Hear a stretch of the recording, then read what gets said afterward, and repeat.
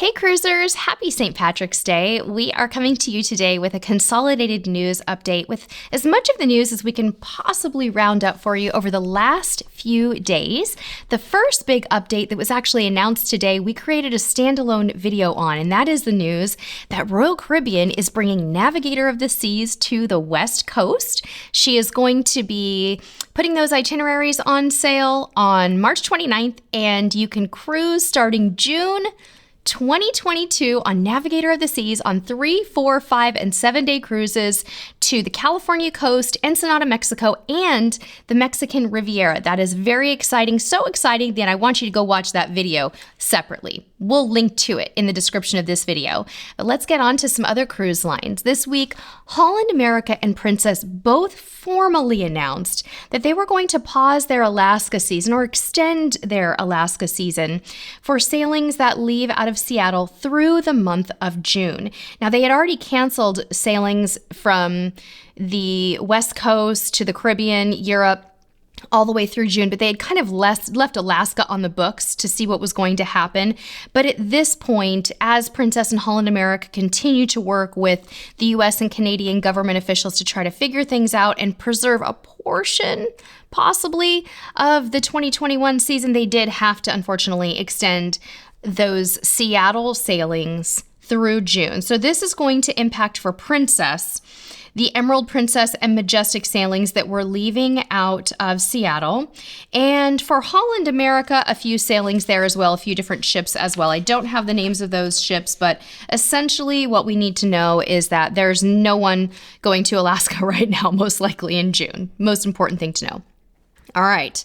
All the buzz yesterday in the news world was that Virgin Voyages has announced that they are going to require all passengers and crew to be vaccinated when cruising resumes from the United States. So some people are saying that this is the first sort of mainstream mass market big cruise brand in the US to require this. Of course, we've seen it in other countries. It seems to be happening. Curious to know what you think. Do you think this is the first cruise line out of many who will require this in the United States? Or do you think that Virgin Voyages is an outlier in requiring the vaccines? I know Carnival has said that they're not sure and that no one's really committing necessarily yet, but it's been a very interesting few weeks with speculation on this, and only time will tell.